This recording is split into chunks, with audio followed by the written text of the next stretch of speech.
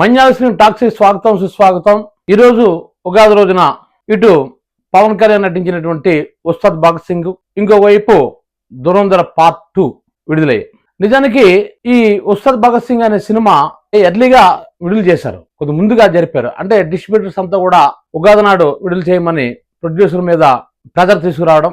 అయితే దురంధరుగా ఉంది కాబట్టి మరి ఈ సినిమాని ముందుకు తీసుకురావడం కొద్ది ఇబ్బంది ఏమో అని ఆలోచించిన డిస్ట్రిబ్యూటర్స్ ఏమన్నారంటే, పవన్ కళ్యాణ్ తెలుగు హీరో కాబట్టి మన తెలుగులో వచ్చే ప్రాబ్లం ఉండదు, ఇదే పాన్ ఇండియా సినిమా కాదు కాబట్టి, అది పాన్ ఇండియా సినిమా కాబట్టి మనకి వచ్చే నష్టం ఉండదు అని చెప్పేసి వాళ్ళు చెప్పిన పిమ్మట ప్రొడ్యూసర్ ఏం చేశారంటే ఫ్రీ ఫోన్ చేశాడు. అంటే ఈరోజు విడుదల చేయడం జరిగింది. అయితే నిజానికి దురంధర్తో పోటీ పడే స్థాయి సినిమా ఇది కాదు మామూలుగా అయితే. కానీ తెలుగులో మాత్రం పవన్ కళ్యాణ్కు ఉన్నటువంటి ఒక క్రేజ్ కానీ ఒక కల్ట్ అభిమానులు ఆయనకు ఉన్నారు.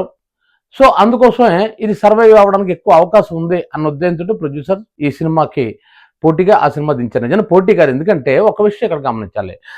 మీరు ఉస్తాద్ భగత్ సింగ్ తల ప్రొడ్యూసరే దురంధర్ సినిమా గురించి పొగిడాడు. నిజానికి ఏ ప్రొడ్యూసర్ వాళ్ళు పొగడలేదు. పోటీగా వస్తున్న సినిమాలో ఒకే రోజు విడుదలవుతున్న సినిమా గురించి ఆ సినిమా చాలా బాగుంటుంది, ఆ సినిమా మరి తిరిగి ఉండదు అనే ప్రొడ్యూసర్ అన్నాడు అంటే నిజానికి ఆయన గొప్ప మనసు. అది నిజం చెప్పాలంటే అలాగే ఎవరు పొగడరు పోటీ సినిమాకి. అయితే ఈ సినిమా ఎలా ఉంది అన్న దాని మీద మనం చర్చించుకున్నట్లయితే ప్రొడ్యూసర్ బాగా ఖర్చు పెట్టారు.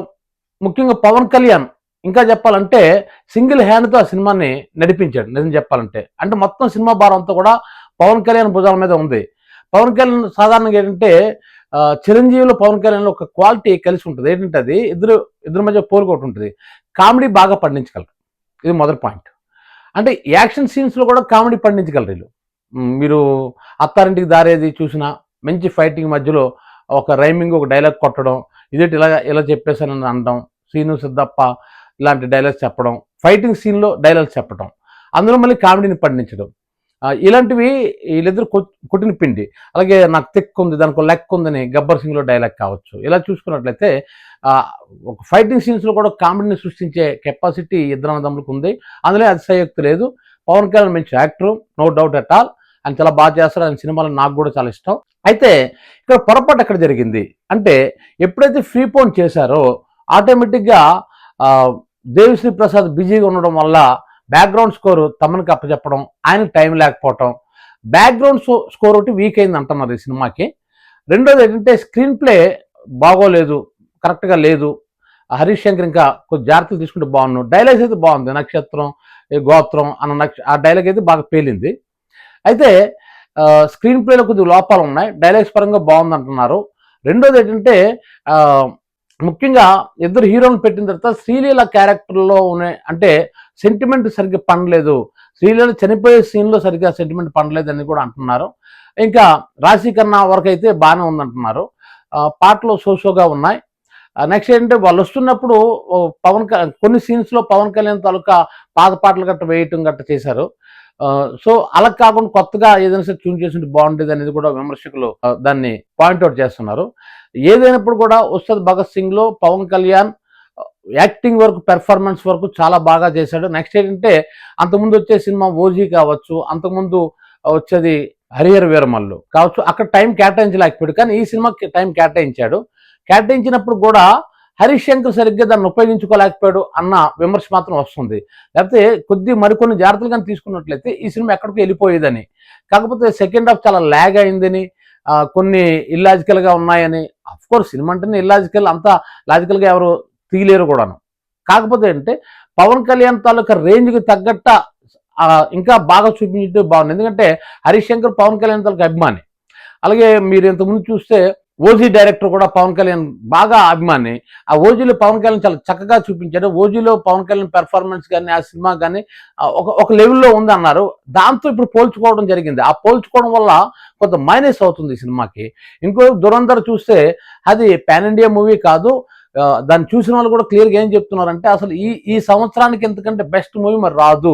అందరూ పెర్ఫార్మెన్స్ కానీ, ముఖ్యంగా సంజయ్ దత్ పెర్ఫార్మెన్స్ కానీ ఇలా చూసుకున్నట్లయితే చాలా బాగా చేశారు. మాధవన్ కానీ, రణవీర్ సింగ్ పెర్ఫార్మెన్స్ కానీ చాలా అద్భుతంగా చేశారని ఏ రివ్యూ చూసినా సరే ఆ సినిమాకి మాత్రం 100కి 100 మార్కులు వేశారు. సాధారణంగా ఏంటంటే ఫస్ట్ పార్ట్ బాగున్న సెకండ్ పార్ట్ కొన్నిసార్లు దెబ్బ అయిపోతుంది సినిమాలు. కొన్ని సినిమాలు దెబ్బ అయిపోయాయి. అది ఒక బాహుబలిలో బాగా సెట్ అయింది. బాహుబలి ఫస్ట్ పార్ట్ బాగుంది, సెకండ్ పార్ట్ కూడా ఇంకా ఒక మరో రేంజ్కి వెళ్ళిపోయింది. అది బిచ్చగాడు కానీ మనం పార్ట్ 2 కానీ చూసుకున్నట్లయితే అది సరిగ్గా బాగోలేదు. అంటే మొదటి పార్ట్లో చూసుకున్నంత బజ్ అందులో కనబడలేదు, అంత హిట్ అవ్వలేదు. ఫస్ట్ పార్ట్ అనుసరించి కొన్ని సీన్స్ తయారు చేసుకోవాల్సి వస్తుంది, కొన్నిసార్లు ఆ సీన్స్ తయారు చేయడం సెట్ అవ్వదు. కాబట్టి ఏదో సీన్స్ కలిపేసి దాన్ని కంటిన్యూ చేయవలసిన పరిస్థితి డైరెక్టర్కి ఉంటుంది అనమాట. సో అక్కడ ఇబ్బందులు పడుతుంటారు అనమాట. కానీ ఈ దురంధర్ సినిమాకి వస్తే ఫస్ట్ పార్ట్ కంటే సెకండ్ పార్ట్ ఇంకా బాగుంది, ఇంకా అద్భుతంగా ఉంది, ఒక లెవెల్లో ఉంది, చాలా చాలా బాగుంది ఈ సినిమా అని రివ్యూస్ వస్తున్నాయి. చూసిన ప్రేక్షకులు కూడా చెప్తున్నారు. ఇప్పుడు వచ్చేటువంటి ఇదైతే చాలా మంచి కలెక్షన్స్ రాబట్టడానికి, ఇంకా చెప్పాలంటే ఒక బాహుబలి లెవెల్లోకి వెళ్ళిపోతుంది ఈ సినిమా, నో డౌట్ అట్ ఆల్. ఎందుకంటే మొదటి పార్ట్లోనే 1500 కోట్ల రూపాయల వరకు అది కలెక్ట్ చేసిందని మనకు తెలుసు. ఇక ఇక్కడికి వచ్చేసరికి ఇది ఇంకెన్ని కోట్లు కలెక్ట్ చేస్తుందో కూడా చెప్పలేని పరిస్థితి, అంతగా హైలైట్ అయింది సినిమా. కాబట్టి రెండు నిజానికి అది పాన్ ఇండియా మూవీ, ఇది మామూలుగా ఒక మన తెలుగు రాష్ట్రాలకు సంబంధించిన మూవీ కాబట్టి దీనికి దానికి అసలు పోలికి చూడకూడదు. అయితే ఇక్కడ చిన్న పొరపాటు ఏం జరిగిందంటే దీన్ని ముందుకు తీసుకొచ్చి చేయడం వల్ల కొద్దిగా ఆదరాబాదరగా బహుశా ఎడిటింగ్లో కూడా ప్రాబ్లమ్స్ ఉండొచ్చు టైం లేని కారణంగా. అదేవిధంగా తమను ఇచ్చేటువంటి బ్యాక్గ్రౌండ్ స్కోర్ కావచ్చు, ఆ టైం లేకపోవడం, కేవలం 1 వీక్ 10 days ఉందట ఆయనకి ఆ టైం. ఈ టైంలో అతను చేయాలంటే కొద్దిగా క్రియేటివ్ అనేది మనకి ఎప్పుడు పడితే అప్పుడు కంటిన్యూగా వచ్చేసేది కాదు, బాగా ఆలోచించాలి, వాళ్ళకి ఆ టైం ఇవ్వాలి. ఆ టైం ఇవ్వకుండా మనం గాబరా పెట్టినట్లయితే, తొందర పెట్టినట్లయితే రిజల్ట్ కొద్దిగా ఇబ్బంది పడుతుంది. సో ఇవన్నీ కారణాల వల్ల అనుకున్నంత రేంజ్లో ఈ సినిమా హిట్ అవ్వలేదు అనేది మాత్రం అర్థమవుతుంది. యావరేజ్ అబవ్ యావరేజ్గా ఉంది.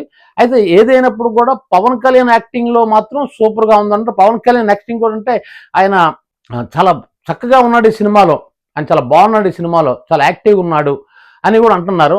అంటే ఇప్పుడు మనం మామూలుగా టీవీలో మనం చూస్తున్నప్పుడు పవన్ కళ్యాణ్ మనం చూసినప్పుడు ఆ గడ్డలా పెంచుకొని డిప్యూటీ సీఎంగా ఆయన మీటింగ్లు గట్రా చెప్తుంటప్పుడు కొద్దిగా అలిసిపోయినట్టు, కొద్దిగా బాగోలేనట్టు అనిపిస్తుంటాడు. సో ఏదైనప్పుడు కూడా ఇది పవన్ కళ్యాణ్ సినిమా కాబట్టి వాళ్ళు పెట్టిన పెట్టుబడి తిరిగి వచ్చేస్తుందని పూర్తిగా నేనైతే నమ్ముతున్నాను. ఇక దురంధర్ అయితే మాత్రం అది ఒక చరిత్రలో నిలబడిపోయే సినిమాగా మిగులుతుంది. కేవలం ఎవరు అన్నారు 2026 ఎంతకంటే గొప్ప సినిమా రాదు అని కాదు, నేను అనుకుంటుంది ఏంటంటే మరొక దశాబ్దం, మరో 10 సంవత్సరాల పాటు ఇంతకంటే గొప్ప సినిమా రావడం కష్టం. ఎందుకంటే అంత బాగుంది ఆ సినిమా. ఈ వీడియో మీకు నచ్చినట్లయితే మన్యాల్ సినిమా టాక్స్కి లైక్ చేయండి, షేర్ చేయండి, సబ్స్క్రైబ్ చేయండి. Thank you.